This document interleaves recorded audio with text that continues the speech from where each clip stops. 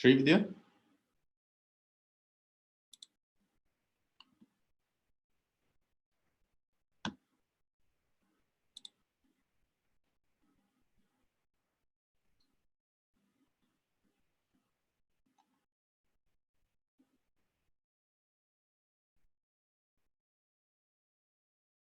Srividya?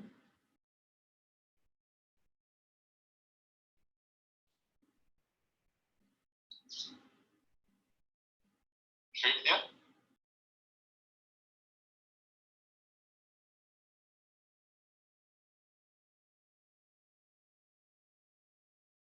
Yes, sir. You're able to hear me? Just a minute, sir. Like there's a link issue.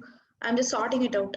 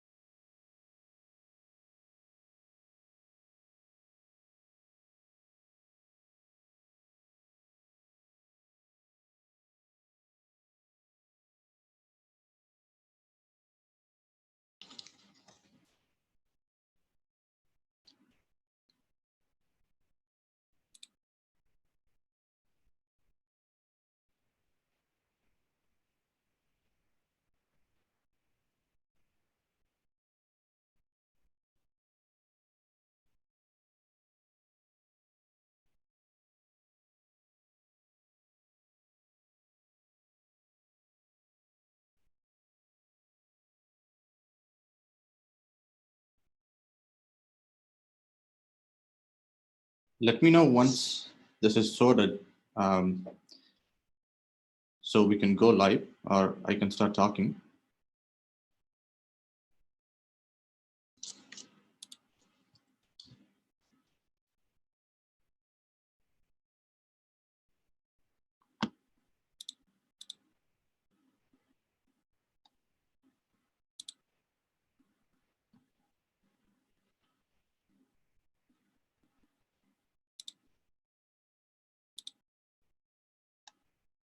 I can start talking.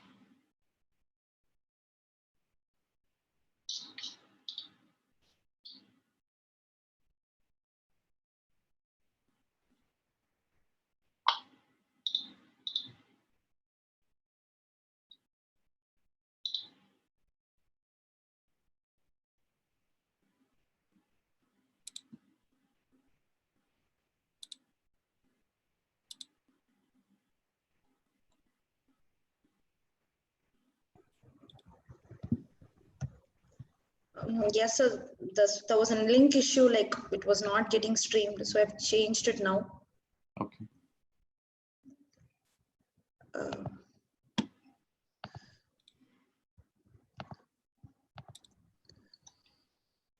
So we can proceed.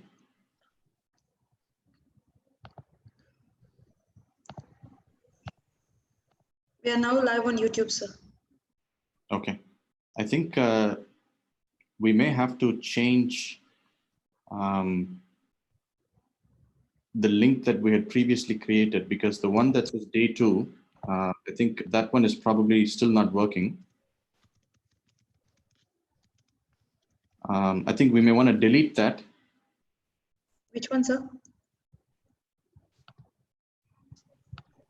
Remember the link that you sent, the link that you had created earlier on YouTube, day 2. Yes, sir. So that is, Yes, sir. we're on a completely different link altogether, which is fine. We'll keep this link. We just want to delete the other one so people don't get confused. And if we can rename this link, please.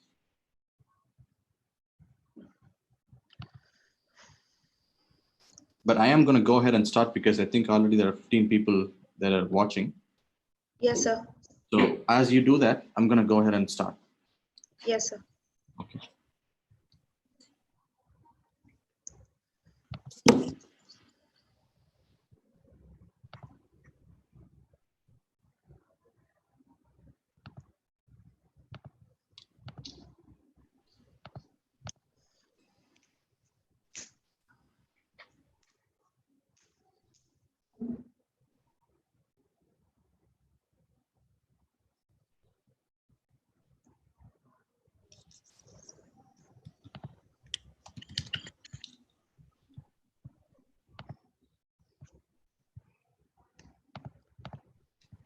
Done, sir. Deleted. Wonderful. All right. Good morning, everyone. My name is Dr. Haresh Sampath Kumar. I'm one of the co-founders of JH Rehabilitation. I would like to welcome you all to the day 2 of the webinar series that we have been having on ICU rehab. So today, the topic is overview of the impairments noted in post ICU syndrome, benefits of early intervention, and the role of a physiatrist. So to give the talk, we have Dr. Miguel Escalon. I've had the pleasure of attending a couple of his talks at some of our annual physiatry meetings. So just a little bit about Dr. Escalon. He's the vice chair of the Department of Rehabilitation Medicine and Human Performance at the Icahn School of Medicine at Mount Sinai. He joined Mount Sinai in 2013, and he has served as the Director of Critical Care Rehabilitation since 2014, and as the Residency Program Director for Physical Medicine and Rehabilitation since 2017. He's an Associate Professor in the Department of Rehabilitation and Human Performance. Dr. Escalon is also board certified in Physical Medicine and Rehabilitation, Spinal Cord Injury Medicine, and Brain Injury Medicine. He works very closely with physical therapists, occupational therapists, speech-language pathologists, neuropsychologists, recreational therapists, and other medical and surgical specialists in order to provide a comprehensive care for patients who require ICU rehabilitation. He also oversees the rehabilitation and mobilization of critically ill patients, especially those in the ICU. The scope of his ICU practice includes debility, critical illness, myopathy, polyneuropathy, pain, spasticity, delirium, early mobilization, etc. So without further ado, I would like to welcome Dr. Escalon to start his presentation.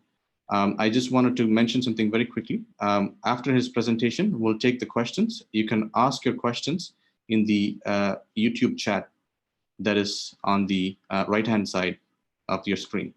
Thank you.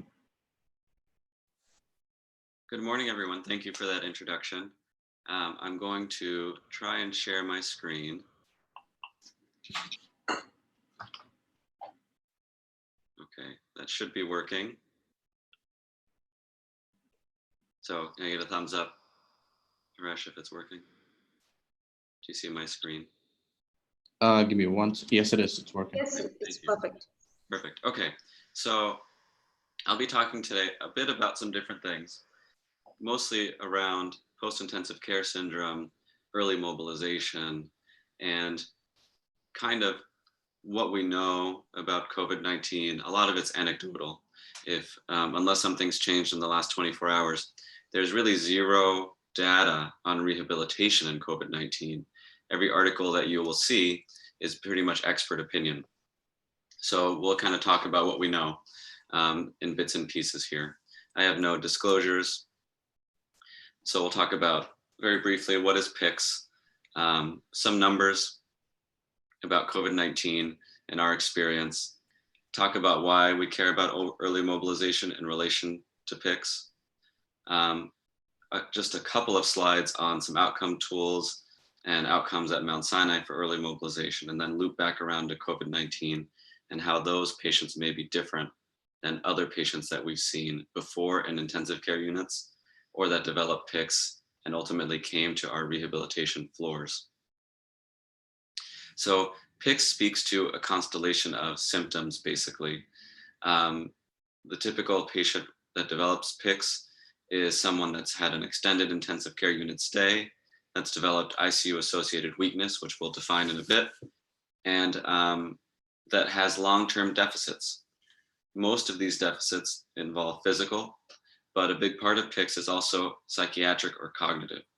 So it's a constellation of somebody that has cognitive decline, some form of depression or PTSD or something similar, usually as a result of their ICU stay, and then weakness. And we'll get into some examples of, especially the physical debility and weakness that can happen after a prolonged ICU stay. So, but you can get the idea based on the things I'm saying that multidisciplinary teams are key and that early intervention is key. By the time someone is very debilitated, there's a lot of work to be done. So if you can prevent that debilitation or debility from setting in, you are ahead of the game. So just some quick numbers here. In New York City, the first reported case of COVID-19 in New York was March 1st. But in 2 weeks in, there were over 2,000 new cases a day. So that's how fast everything spread. New York City, for anyone that's been, is very different than any other city in the United States. It's very crowded. There's a large subway system. That's not common in the United States in terms of the close proximity that everyone's living. But it spread quickly. So you can see in New York City alone, the most new cases we had in a day was 6,000. And the most deaths in one day was 570, which it's a huge number. As of May 4th, these numbers are just for New York City, 170,000 cases, 13,000 deaths, which is 6 to 7% death rate, which is very high. And another estimated 5,300 deaths related to COVID. What does that mean? There have been documented deaths of people that were so scared to go to the hospital because of COVID, even though they were having a heart attack, even though they were having a stroke, they did not want to call 911 because they did not want to contract COVID in the emergency room. They knew they were sick, they didn't know how sick. And by the time the ambulance came, they had already passed. So there are also these unintended consequences of the fear that COVID strikes in the community that I don't think anyone could have predicted, but in hindsight makes sense, right? When you're telling people to social distance, they have to wear a mask, this is very dangerous. You will have people that either out of fear or some other reason will not come into the emergency room, and they could become very sick and die for a reason unrelated to COVID. These are numbers from Mount Sinai Hospital, which is where I work. So if you look on the far left is March 12th. So you can see on March 12th, there weren't a lot of people in the hospital. The blue stripe are people that were confirmed positive with a test, nasal swab or otherwise. The red bit of the stripes are people that we thought had COVID, and either we felt strongly enough they had it that we didn't test them, or the test was still in progress. It should be noted that the tests, especially early on, meaning in March, we had so few of them, they were only reserved for patients where a COVID-19 positive test would change their treatment. So if you've heard anything about remdesivir or the hydroxychloroquine, if somebody needed a treatment, And in order to receive that treatment, you had to have a positive test. So in the beginning, we were only testing people that had to have the test. So if you had a nasal cannula and you were relatively stable, we thought you had COVID, you might not have gotten tested. So these numbers are likely undercounts, which you can see if you look around the middle of the screen. That's early April, April 5th, 6th, 7th, etc. In the hospital system of Mount Sinai, every day there are about 2,000 people in the system with COVID. So there's essentially nowhere in the hospital that you could go that you could assume somebody did not have COVID. We had hospitals set up across the street in Central Park. We had hospital beds in the lobby of the hospital. We had hospital beds in the cafeteria. We had hospital beds in our rehab gym. Our rehab unit was converted to acute COVID medicine patients. So we had no inpatient rehabilitation. This is how overwhelmed the system was. Things are improving. They're on the downtrend, as you can see by the graph, but still there are a lot of new cases every day. In the United States, over 1 million cases, 70,000 deaths. And you can see the states most affected here. And there's a lot of talk now with the United States opening, opening businesses and things back up. The death projections initially were 60,000. Now they're jumping to well over 100,000, and I expect those numbers to continue to go up as states loosen restrictions of stay-at-home orders and all these kinds of things. Now, just as a comparison, and these numbers are pulled from Wikipedia, but Wikipedia pulls them from the WHO. So in the number of cases in India, on May 5th were 3,800 new cases. And you can see there's a spike from the previous month or so. And the overall cases, if we think back to the United States, we had 1 million cases. So hopefully these numbers don't go up much, but should the trend follow, India would be in a kind of an early phase compared to where the United States is now. Even New York would have 6 times more confirmed cases than India has as a country. But just something to keep in mind, especially when we go back to this slide and you see how the numbers of newly infected are going up every day. I'm not sure how the reporting is in India. Like in the United States, the hospitals report directly to local governments, and that's what's given to the federal government or the WHO. So just to set the background, so we have a lot of people in the ICUs. So let's take a step back for a minute and talk about why we would do early mobilization in the ICUs. So some of this may be review for many of you, and that's fine. When someone's in the ICU, often we think about somebody that's sedated or on bed rest, not moving much because they're very sick. So some of these things, when you lay someone down, their heart rate goes up, their lung function and lung capacity decrease. They have decreased systolic volume, VO2 max. They become orthostatic so that when you do try to sit them up, they become orthostatic and you can't. And once all these things set in, it can take weeks or even months just for the orthostasis to get better. So these are all reasons to think about when we walk in an ICU, whether someone really needs to be on bed rest or not, just to kind of lay a foundation. There are a lot of other consequences: pressure sores, acid reflux, we know blood clots, urinary tract infections. If you spend much time in an ICU, almost everyone has a Foley catheter. Depending on the patient, they can develop spasms or contractures from malpositioning,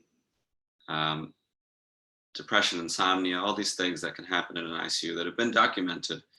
And even now, I could say across the United States, it's mostly standard of care that patients would be immobilized, often sedated or paralyzed in bed. There are many hospitals, and it's becoming more commonplace to see early mobilization programs, but it's not the norm yet, I would say. So these are all complications and consequences.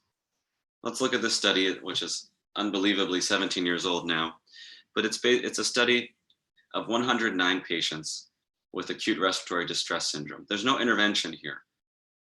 All these researchers did was take a look at these patients and follow them at 3 months, 6 months, and 12 months. And they would get a regular physical exam. They would get pulmonary function testing, and they would do a 6-minute walk test. So this chart, this graph shows their weight. So at the time of discharge from the hospital, these patients with ARDS in the ICU had lost 18% of their body weight. Okay, right now we don't know what that's from, right? It could be from fat, muscle, whatever, but they lost 18%. And what you can see here is even 6 months out, their change in body weight was still 7 or 8%. It's not till about a year out where they're close to their baseline weight. Okay, you can probably get where this is going, but at least for the purposes of my talk, right now we don't know what that weight loss is for, but whatever it's from, it takes a whole year to get back to kind of normal. It's a long time. Well, let's take a look at this chart, but before we get into depth in the numbers, what I'm not showing here are all the pulmonary function testing. By 6 months, PFTs were back to normal, okay? And what this chart is showing is basically physical function. So you see it across the top, it says outcome 3 months, 6 months. And then under that, there's kind of a yellow hue. And you see distance walked in 6 minutes. That's a 6-minute walk test. What I want you to do is go down to 1, 2, 3, the fourth one, which says percentage of predicted value. So at 3 months out, these 109 patients were only walking 49% of the distance that they would have been predicted to walk based on their age, other comorbidities, et cetera. At 6 months, when their pulmonary function is back to normal, they're only walking 60% of predicted value. And at 12 months, that's not changed. So at 12 months, they're only walking 2/3 the distance they should otherwise. And the only thing that's happened to them is they had to stay in the ICU. They didn't have a stroke. They didn't have a spinal cord injury, nothing else, right? It could be said that the assumption at this point from the authors is starting to think about, well, this is maybe something physical. If there is in the paper some where they interview the patients and the patients feel like this is physical. They feel weak. They complain of things like foot drop still, presumably from ICU polyneuropathy or things like that. And what you can see under the distance walked in 6 minutes is return to work. So if you go all the way to 12 month down, you can see only half of them have returned to work at 12 months, right? And of those, 78% returned to their original job. So 20-something% had to take a different job. We're not sure from the paper what that is, but basically 2/3 are not back physically functioning just with walking, and half were not able to return to work, right? And they, you know, in the paper, they try and adjust for everything, severity of illness, all these other comorbidities, all of those things. So there's a sense now that maybe this is due to muscle wasting or some kind of muscle weakness. Now, what do we know? We know from a few slides back and from our older studies that if you put somebody in bed that's not sick, over the course of a week, they'll lose 5% of their muscle mass or so. So that's about how fast it would happen in someone that's not sick. This is a study from 2013 where they looked at 63 patients that were in the ICU for at least a week on mechanical ventilation. They had an ultrasound probe and they ultrasounded everybody's quadriceps. They did biopsies, all kinds of things. Basically, what they found is that depending on how much organ failure you had, you would have differences in loss of muscle mass. So if you have single organ failure, a week out, you're about what we'd expect, 5% muscle mass loss, which is what we'd expect with anyone. But once you hit 2 or 3 organs, you jump. So at your double, triple at 7 days out, and those numbers continue to drop much faster after 7 days. So we get this suspicion that if you have single organ failure, maybe we have about a week to affect change. And then after that, there's a sharper decline. And if you have multi-organ failure, maybe it's on the order of days, that if we don't have an intervention to prevent your muscle weakness, you might be in this group of people we just talked about that a year out won't be returning to work.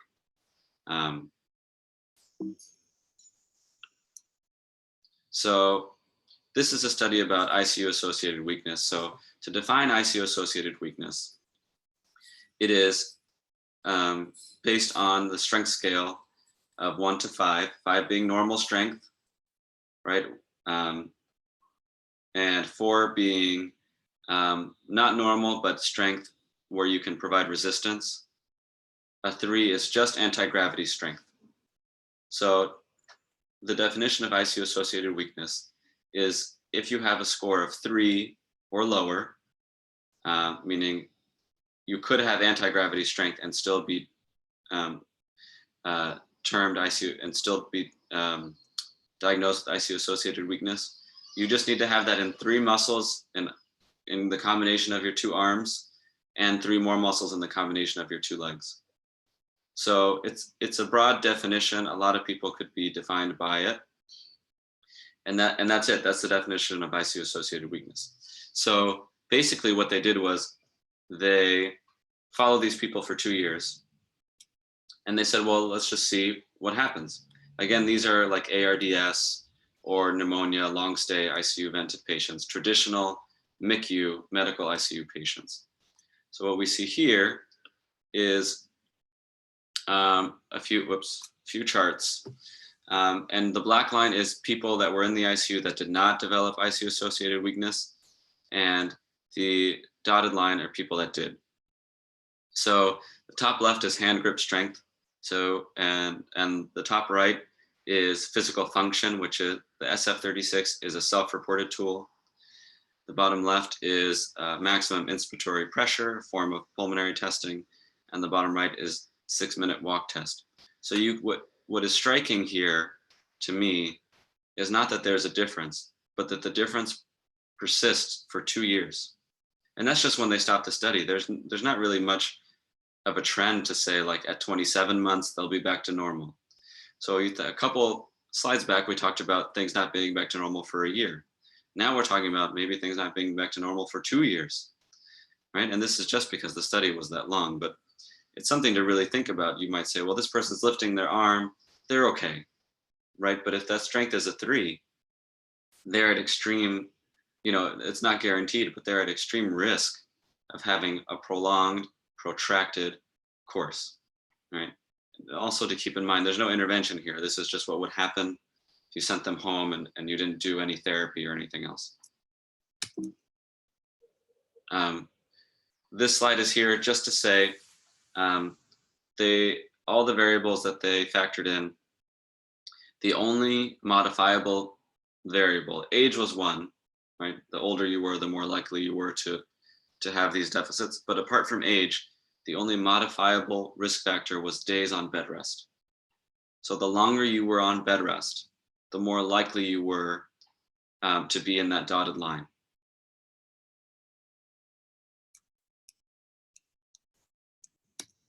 Okay, so what I've tried to lay out for you in brief is an argument that the longer you're on bed rest, especially in the ICU, the weaker you can become, the more deleterious effect that has on your short and long-term life. So could it be so simple that if there was some way that we could prevent this weakness, that these other bad things would stop happening?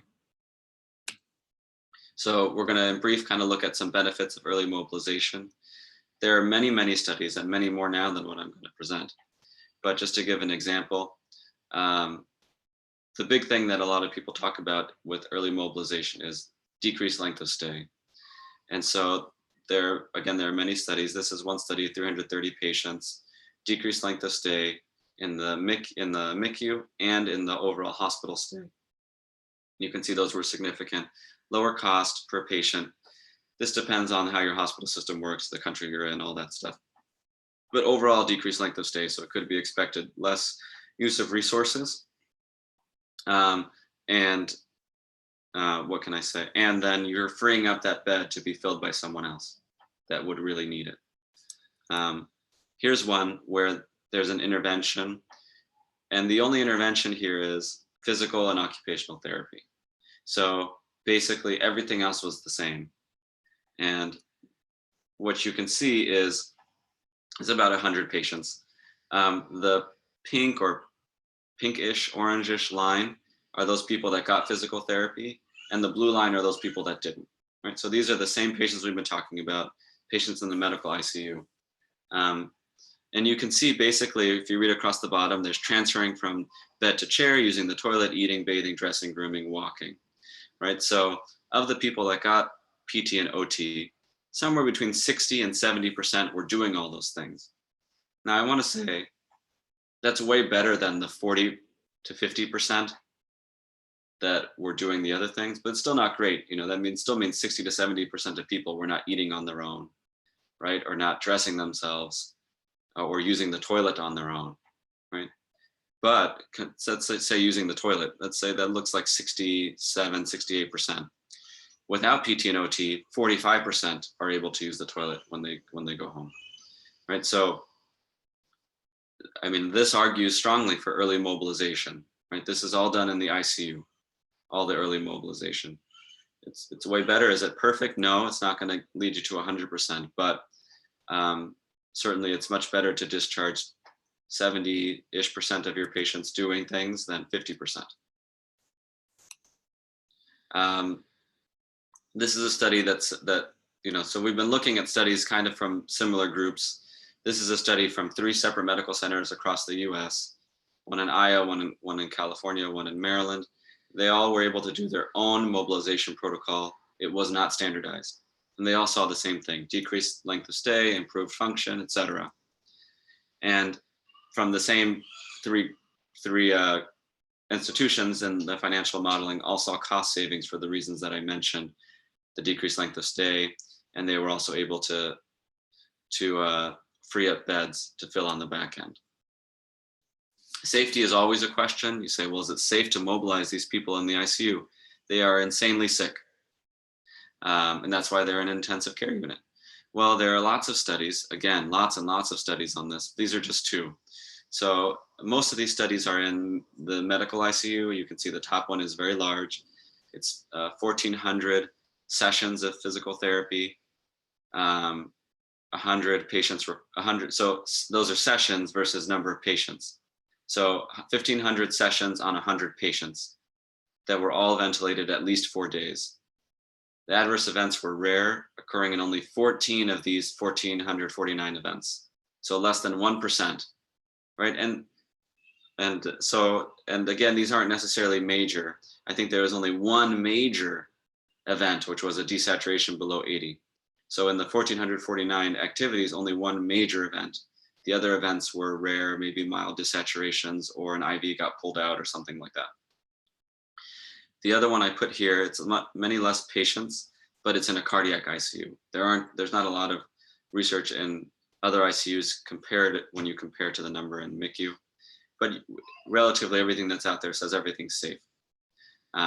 So these would be patients with femoral catheters. So you're talking about 200 sessions of patients with femoral catheters. There were 0 catheter-related events. No catheter was pulled, no issues there.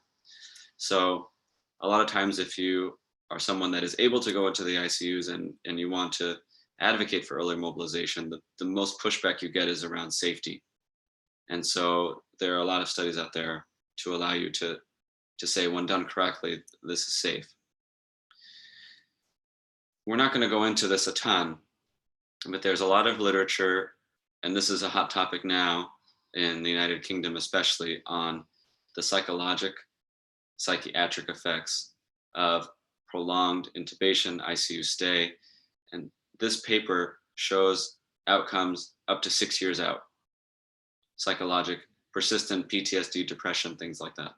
So something to keep in mind when you're talking about occupational therapy, speech therapy, neuropsychology. How can we help cognitively? How can we help mood-wise? How can we start that early on? Because the difference between these patients and other patients really is just the ICU stay when they statistically remove everything else. So just some quick takeaways and then we'll move on. We're talking about an ICU population which is at extreme risk of debility, weakness, cognitive, psychologic issues. So early intervention would be important. Hopefully I've convinced you of that. As physiatrists, we should understand all of these things. How do we mobilize? Who's safe? How do we progress that mobilization? How do we improve quality of life, independence? What happens when they leave the ICU? How do we keep track of them? When do we involve psychologic, psychiatric care, etc.? So I'm going to briefly go over how mobilization happens. Exclusion criteria. This is from a paper in 2014, which is an expert consensus from experts across the world on who's safe. So this is what we used when we started in our hospital as recommendations. There's a system. Green is go ahead. Yellow is, yeah, it's probably safe. And red is you should really maybe not mobilize this person. And you can, just as an example, you can see, for example, being intubated or having a tracheostomy, there's no problem there, right? As long as your oxygen is over 90%, there's no problem. And even a respiratory rate around 30 is okay, right? As long as you think about the patient as a whole. So if you look at the FiO2 requirement, the amount of oxygen through the vent, 0.6 is pretty high. Usually you might, an intensivist might say to you, that's pretty high, let's not do anything. But here where the experts are saying, depending on the patient, they may be able to handle it. This is a list. I'm not gonna read all of them, but if you scan them, you can see basically the absolute contraindications to any mobilization are very severe, and they make sense, right? Basically, it's if we move you, we could cause damage, real damage. One that I want everyone to look at is prone positioning, which will be very important here shortly. Contraindications for out of bed mobility. So these would be people that you could still do something in bed, even if just stretching. And I highlighted the ECMO with femoral or subclavian line because we're doing that on select patients. It's not an absolute contraindication anymore, but it is a yellow light for us.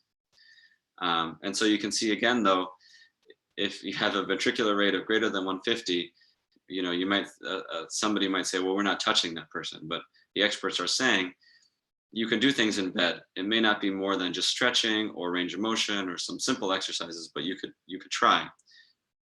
Again, always use clinical judgment. But the reason I'm showing these is to show you that it's very loose, right? There's a lot of interpretation that can be done here, and the hard stops are very generous. This is, again, I'm not going to go over this, but I'm happy to share with anyone that would want it. This was the first iteration we had of our mobility progression. And you can see there were tasks that the doctors, the nurses, the therapists, the respiratory therapists all were doing and did at different points. Level 1 being someone, and you can kind of see if you look at the RN, PT, OT. So if you look at RN, level 1 is someone that's newly admitted. We don't know how much they can move. So we're just raising the head of their bed to see what they tolerate orthostatically, things like that.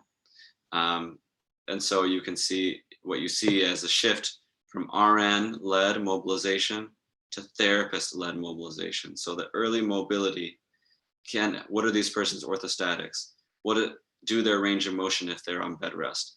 All that was on the nurses. And they become the champions and say, okay, this person is now ready for PT or OT. One thing that you'll notice that's strikingly missing here is kind of cognitive stuff for OT. And that's because the first iteration of this, we didn't have much OT support in the ICUs. So it wasn't something that we focused on, but it is done now with delirium and other things. So again, I'm happy to share this. In the interest of time, I'm going to push forward. This is the mobility scale we use in the ICU now. It's a Johns Hopkins scale. So it's no longer a 1, 2, 3, 4. It's a 0 to 10 scale. It's a little more granular. So the 1, 2, 3, 4 scale, 4 was just walking. And now we have a scale that says you know, are you walking with an aid, without an aid? How far are you walking? All these different things. And so based on just the scale, we can get an idea what happened in the therapy session. So, which wasn't necessarily the case with our levels 1, 2, 3, 4, because each level housed a lot of different tasks. So now if somebody says level 5, I know exactly, okay, there's somebody that can transfer, they may not be doing much more. So this is what we're using now. And this is the scale that, that I think works well. It takes a lot of training at our institution. The therapists do enter the scale, the numbers of the scale, but the nurses are expected to do it as well. And even the physicians, the ICU physicians, are expected to make a mobility goal. So the MICU attending rounds, they say, okay, this patient, I want them to get to a level 6 today, right? And the team shoots for that. If they get it, great. If they don't, then there's an expectation that there'll be something written in the chart as to why. Well, we tried to do marching, but the blood pressure dropped, so we couldn't. To give feedback to the intensivist on, okay, well, do we need to adjust medications, or is something else happening I wasn't thinking about? So there's a lot of interplay here. It's something where you have to build a culture, and it takes time. It doesn't happen overnight. It can't just be on the therapy team. It's about the patient, so it's about everyone involved in the patient's care.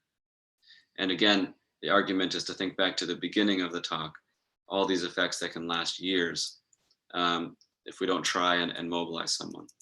So just to give you a quick idea, these are very specific patients in blue and pink.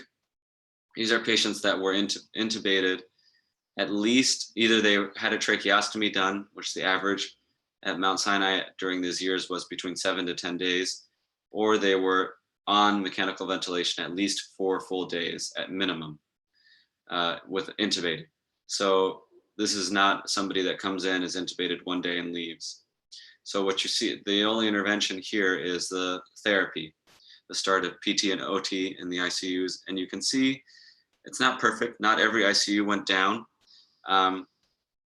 But the ones I can tell you, because we were there, the ones that were more open to adopting the early therapies saw the biggest drop, and the SICU was where it was most apparent. And you can see there were some, so DRG 3-4, those are these folks.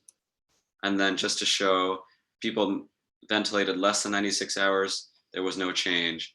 And people ventilated 96 hours, but for some other reason didn't fit into this coding, there was some change, but not a lot. So what this was telling us was we needed to try and address things even sooner if we could, because for people ventilated less than 96 hours, there was still maybe change we could affect. But overall, we had an excess day is defined as a day longer than the insurance expected someone to stay. So it's the take home from here basically is from this slide, which doesn't look that dramatic, we had 3,000 less ICU days. And that number obviously became greater when the other ICUs adopted more. But per case, that's 9 fewer days per case, with 32% overall days down. I'm not sure if that's making sense. But it's basically, if we say like every patient could stay 10 days, then the average of all the patients was, or the total number of days over those 10 days was 3,000 for the whole year. In 2015, there were 3,000 less of those extra days above day 10, just to make up an example. This is the 2015 to 2016, and we saw a continued drop. I don't want to spend too much time on these numbers, because I hope I've convinced you early mobilization is important. I want to jump to some COVID considerations and then still have time for questions, I hope. So personal protective equipment was a hot topic here. I think it's important in your institution or your hospital or your outpatient setting to talk about what your policy is going to be. Different hospitals in New York had different policies, and it got a little confusing. One thing I wanted to remind everyone is there are different, so this as an N95 mask, here in the United States, it's the mask of choice. based on droplet size and everything. There are studies that say an N95 is what you need to use if you're in a situation where the virus could be aerosolized. But it's become standard of care in the United States to use the mask when you're seeing a COVID positive patient, no matter what. Whereas at the beginning, and we'll see this on the next slide, that wasn't the case. The reason this particular picture is here is because these are small masks. We had a lot of trouble finding small masks for people that were shorter, smaller, some of our female doctors or therapists, especially at hospitals outside of our main one. So it's something to keep in mind. And then things to keep in mind here, hair coverage, foot coverage. This is super important to not track virus home, right? So at the end of the day, you take these things off, you could change out of your scrubs, you go home, and you could shower when you get home, but you don't want to get anything on your shoes, etc. So you need those foot coverings. These were the original guidelines. So if you were going to see somebody with COVID so this is the left side of your screen, and you were not going to do something aerosolizing, meaning you were not going to intubate them, you were not going to do chest compressions, you were not going to do a bronchoscopy. They were only suggesting a surgical mask basically initially, right? But now, and then they say, if you're doing something aerosolized, you need all these things. All these things on the right side of the screen are what we're doing for anyone that sees any COVID patient pretty much now. That's the face mask to protect you from any like sneezes or anything like that.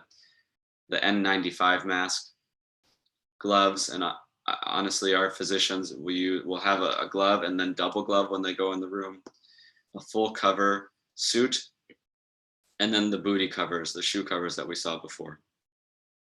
So that's kind of the PPE that is being used to treat these patients. So something to keep in mind. There are a lot of videos online on how to don and doff, put these things on and off correctly. That's super important. And knowing how to do that is very important to not track the virus home on your clothing or anything like that. So here, what will happen is, like for the physicians at least, they come into work in street clothes. They're not dressing up because when they get to work, they put on scrubs that are washed at the hospital. They wear those scrubs throughout the day with their gowns on top. Then at the end of the day, they take off their gowns, they throw the scrubs in the wash, and they put on their street clothes. And they go home, they shower, and they put those street clothes in the laundry at home, right? Or in a bucket to be washed later. There's a lot of studies that say the virus on clothes is going to live, anywhere from like 1 to a couple days.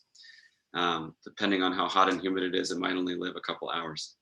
But if you don't want to risk it necessarily if you don't live alone. So education of your staff on what PPE is appropriate and how to put it on and off is super important. There's a lot of YouTube videos on it, so you could share that. Some of your staff is going to have medical conditions, autoimmune diseases, other things where you want to think about, should they be seeing patients with COVID? Are they at high risk? There's going to be a lot of emotional toll, at least there was here. We had a lot of people had to deliver bad news or deal with the fear that they could be infected. And that was, the uncertainty was the biggest thing that we were hearing, at least on the physician side. We don't know how long this is going to last. We don't know if we're going to run out of PPE. We don't know what's coming next. There's no real treatment. We feel helpless, right? That's less so when someone is on the mend and they're coming to outpatient rehab or inpatient rehab. But even in the hospitals in the city where patients are in inpatient rehab, they're seeing, again, anecdotally, higher rates than usual of patients becoming sick and having to go back to the regular hospital. So I think constant communication is something that's very important from leadership, say from physician leadership or otherwise, to the rest of your staff. This is where we're at today. This is what our mission is, or this is what our goals are. We have enough PPE, that we're getting more next week, whatever it is. It might seem very small to whoever's giving the information, but anything is very important. Flexibility, not being rigid, really hearing what your staff has to say and working through problems with them. Leveraging technology if you can. We've started to do outpatient virtual through Zoom or otherwise, like PT and OT appointments. And almost all of our outpatient physician appointments are also virtual now. The only ones that aren't are extreme pain cases that we see in the office to avoid an emergency room visit, or certain other procedures like refilling a baclofen pump, where if we didn't do it, it could be deadly.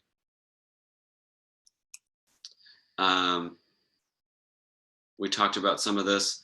What we're seeing anecdotally in the ICUs is a lot of prone positioning, which is an absolute contraindication to any mobility, and way more paralyzed, sedated patients than normal, which means we can't mobilize them either, right? So the concern is, and I'm working on getting all these numbers, but anecdotally, it's like 50% less, it's way less patients that we're able to mobilize in the ICU, even at a place like Mount Sinai, where that's what we do, and we pride ourselves on that.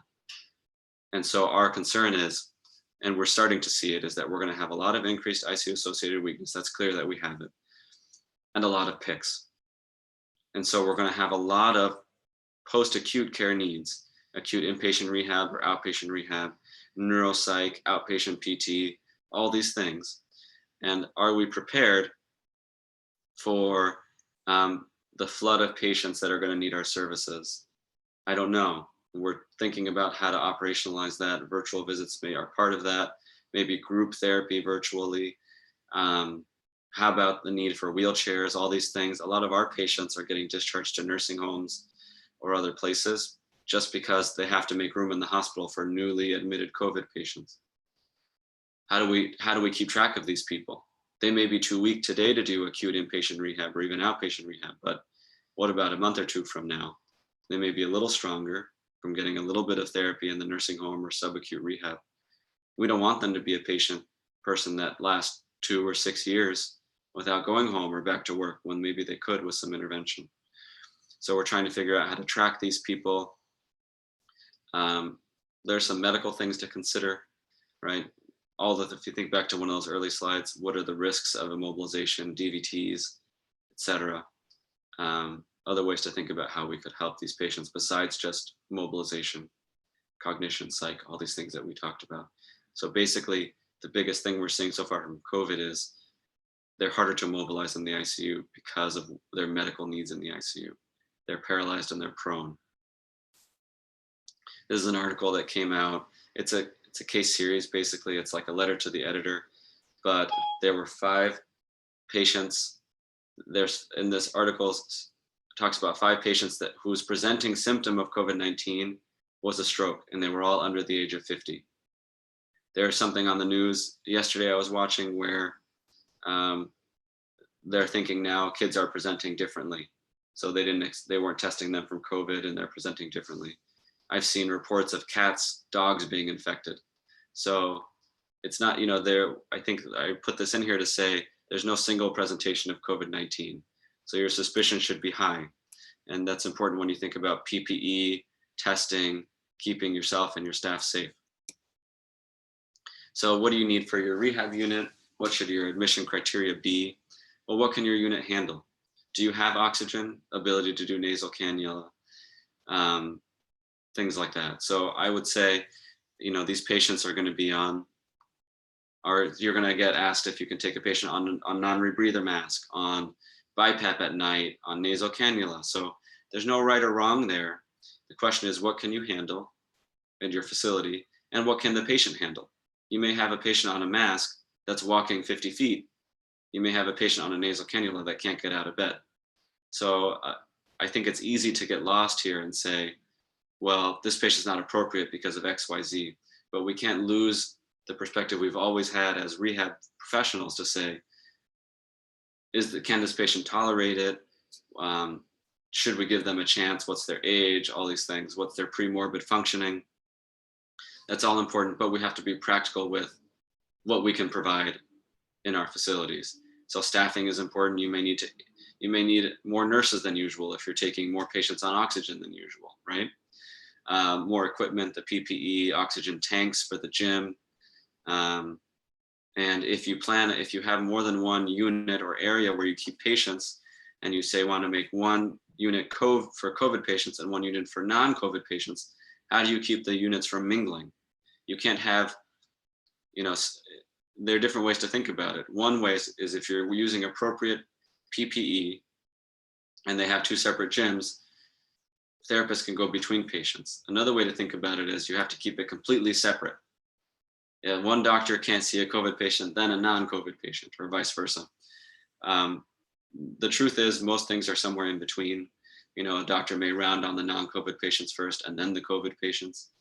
There's no data to suggest the right way to do this. I think if you're using proper PPE technique, then one professional can see both COVID and non-COVID patients. What you can't do is intermingle the patients themselves. Right? They can't use the same equipment unless you wipe it down. Right. And then we talked about the surge and need for outpatient care, and how do we prepare for that? How do we not lose track of patients that maybe used to come to us, and because there's so many people that need rehab, they got shuttled somewhere else. So that's my talk. I hope I left some time for questions. I think I maybe went a couple minutes over, but hopefully there's some time for questions.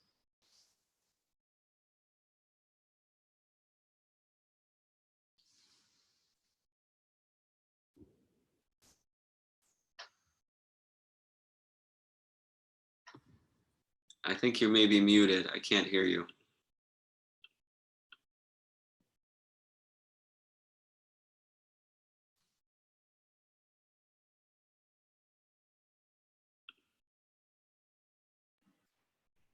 Can you hear me now? Yes. Yes, okay. Thank you, Dr. Miguel. I think we have a few minutes left. We'll directly go into the questions asked by a few of our participants. So there's one participant requesting your experience on coma stimulation. Coma stim on these patients in particular, I don't know that we have done any yet at Mount Sinai. Part of the reason is our rehab unit is not reopened. It's still hosting acute medical COVID patients. My understanding is, anecdotally, meaning in the ICUs and on the regular medicine floors, there's much more delirium. And there have been patients that had strokes in the hospital, so it wasn't their presenting syndrome, but they had strokes due to hypercoagulability that we're seeing in COVID. But I haven't seen or heard of anyone doing coma stim on these patients. I would say if it's appropriate, you would try it. So, you know, coma stim traditionally is for disorders of consciousness patients, maybe brain injury patients, but we've all done it on stroke patients or anybody else that's kind of minimally conscious or in a coma. So I would say that we could give it a try, and there's no data certainly, but it's worth trying. And so if you're seeing someone early, the only caveat to that is if they're sedated or paralyzed, it won't work, right? So one thing you have to do is try and get, if there's a patient on sedation, try and get them off of it, and go from there. Yeah, thank you, doctor. There's another question relating to it, and how do we monitor disability in terms of what scales do we use? For example, we use modified Rankin scale. Are there any other scales which have been used to monitor the progress? If not for COVID patients, I think it could be for other neurologically injured patients also. Yeah, it's interesting. You know, scales often vary by country and by institution. They're often driven by research purposes. So, you know, for example, like a modified Ashworth scale is not that great, but everyone uses it for research, so we use it. It's much easier than the Tardieu scale or something else for spasticity. In terms of for debility, I mean, the modified Rankin scale exists. I like the Johns Hopkins scale for the acute hospital. I think something that has been used traditionally in the United States, things are changing a little, but for the most part, something called the FIM, the Functional Independence Measure, and there are for different populations, like for spinal cord, there's something called a SCIM. So it's the same idea, but tailored to people with spinal cord injury. So I would say a simple way to communicate that's very understandable in our kind of terminology, meaning the rehab world, where it goes from dependent to modified independent, you know, 50% help, is the FIM, and I think that's probably the easiest way to kind of cross talk and communicate about a patient. So I know it doesn't speak to disability in a traditional sense, but I think in terms of like understanding where someone is functionally and what needs to be done, it translates well to how much more therapy is needed, or what equipment somebody might need, or where they're at cognitively and things like that. So we have another participant with the question of how vulnerable are patients with muscle wasting are to be started with swallowing? Oh, that's an excellent question. So I'm going to plug the speech therapist talk that's coming up. So make sure you go to all of the JH rehabilitation stuff on Twitter and their website and look, because the speech therapists are going to give a talk on this. But they're very vulnerable. And the reason is not just the muscle wasting, but because they've been intubated for days, sometimes weeks, or they've had a tracheostomy. So I can't remember the numbers off the top of my head, but they're very high. And so usually there's some amount of dysphagia. And what we've moved to in the ICUs at Mount Sinai is something called a FEES, which is a bedside video swallow study. We've not been able to do that in COVID for a variety of reasons, which I'll let the speech therapist go into. And we've also not been able to do modified barium swallow studies, which are the traditional swallow studies, because we can't take the COVID positive patients down to radiology. They're too sick to move, and they don't want to infect all of radiology. But we're trying to work around that. So right now we've been doing beds, just the speech therapist doing the best they can. But the answer to your question is that they're at extremely high risk of dysphagia. Thank you. So Dr. Mikkel, is there any cognitive scales used in the ICU setting? Not, yes and no. I mean, I think we often use the RASS, RASS, but that's a very gross scale. So that has to do with, it goes from on the negative side to very sedated, from coma to then the middle is like normal. And then when you get to the positive is agitation. So like +3 is someone that's very agitated, combative. Obviously the Glasgow Coma Scale is used in traumatic injuries and the neuro ICUs. Some of the other things we talk about more traditionally, like in a brain injury patient, like the JFK Coma Recovery Scale, or some of these other things we're not traditionally using in the ICU setting here. So I'm not sure if I'm answering the question correctly, or meaning what I'm not sure if they're asking about in the ICU specifically or overall, but at least in the ICU, the most common is the RASS. All right. So there's another question, doctor. So can you please share your thoughts on sepsis due to endotracheal intubation and its recovery, and will be the preferable period to start with the initiation of deglutition and speech? And when will be the preferable period and time? So when to start speech and swallow on somebody with sepsis? Sepsis who's on an endotracheal tube intubation. Oh, who's intubated. So, yeah, I would say the sooner the better. So if someone is alert, then they could be seen by a speech therapist. The speech therapist can work on communication. They can work on cognition, right? And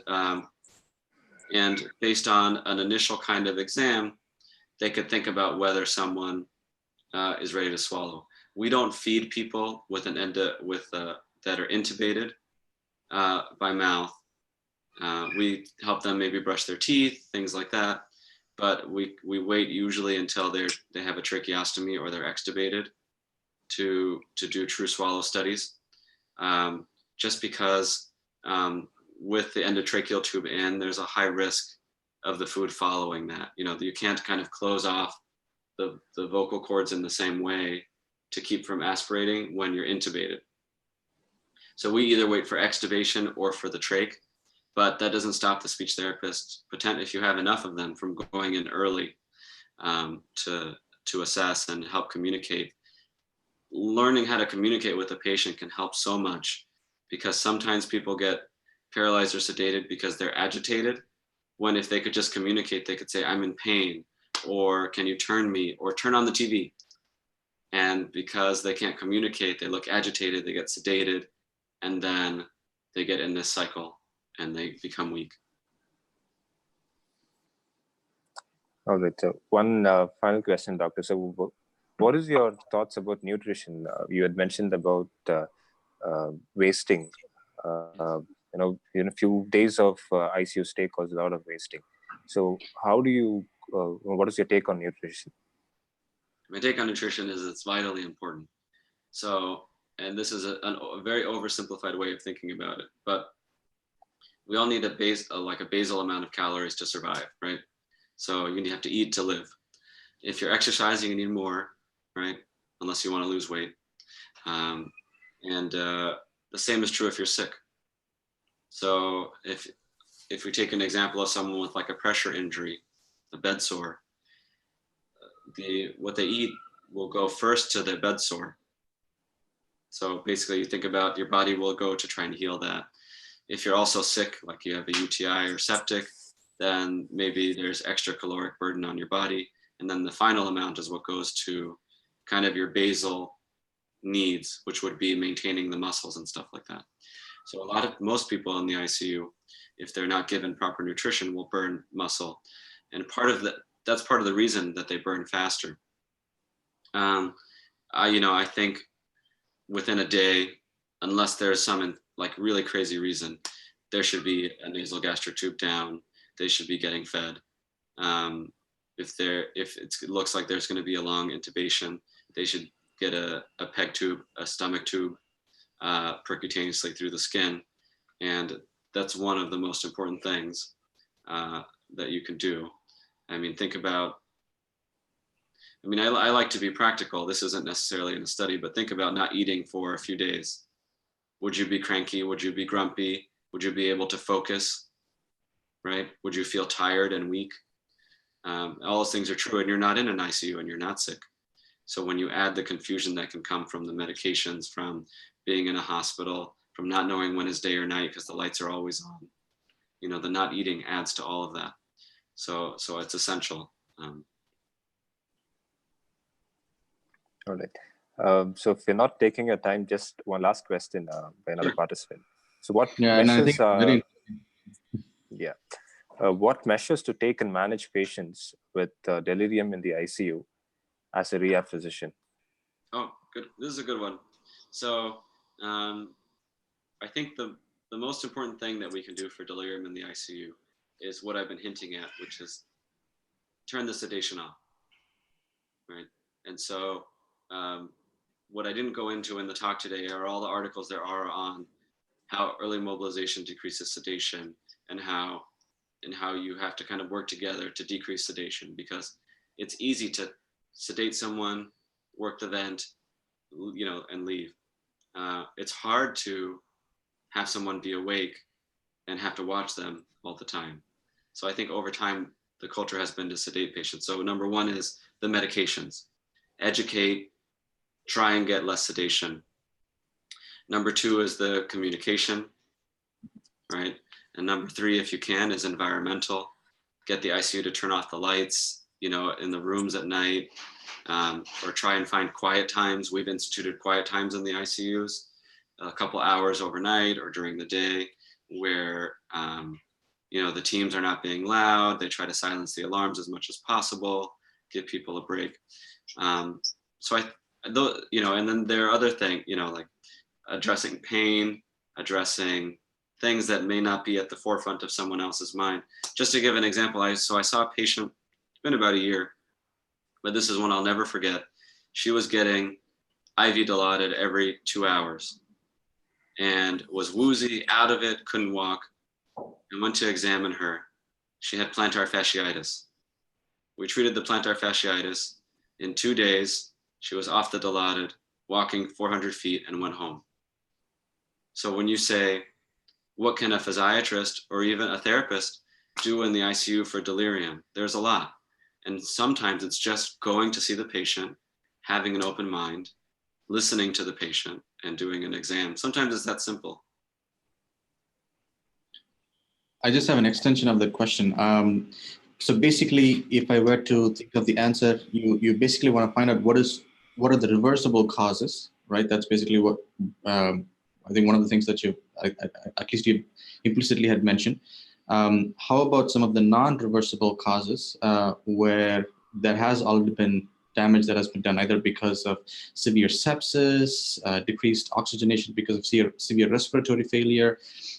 Sometimes we see those patients who have these lingering cognitive deficits that, agitation, restlessness that will happen for a few weeks, maybe even a month or so. So in those settings, from a pharmacological perspective, do you have any suggestions? It's a big question. I mean, I think some of that depends on your institution and what you can do. I think it depends cognitively what you mean. Sometimes there's agitation. So the cognition is a spectrum, right? So that I fit a lot of things into. One is, what's your executive functioning?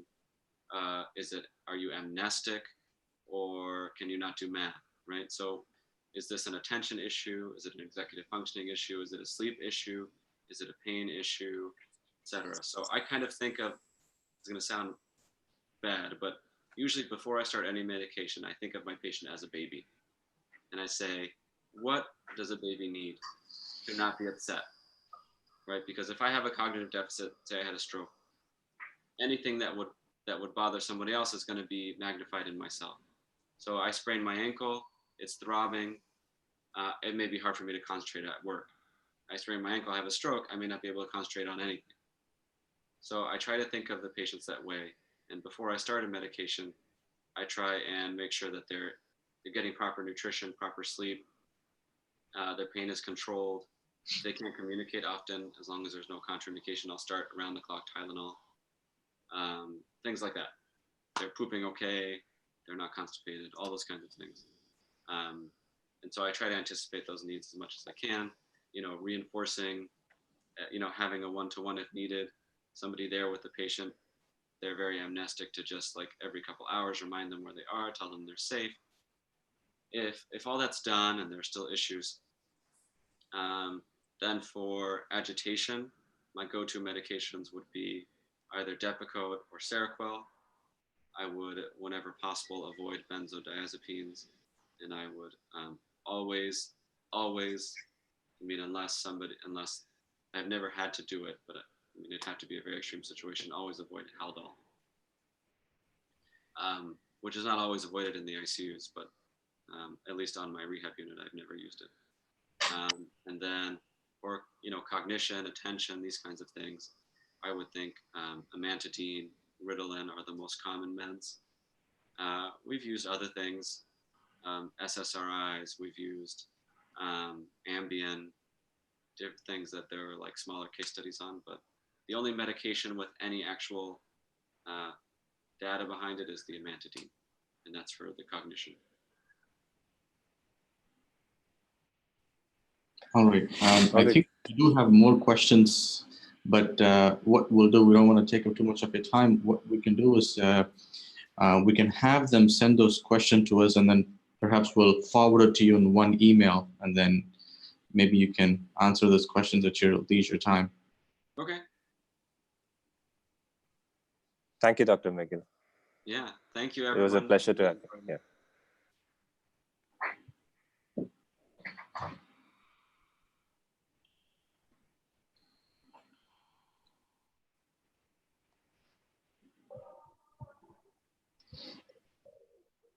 All right. Thank you, participants. As mentioned, if you have any questions, go ahead and post it in the chat, and we will respond after getting more information from them. And thank you all for participating today.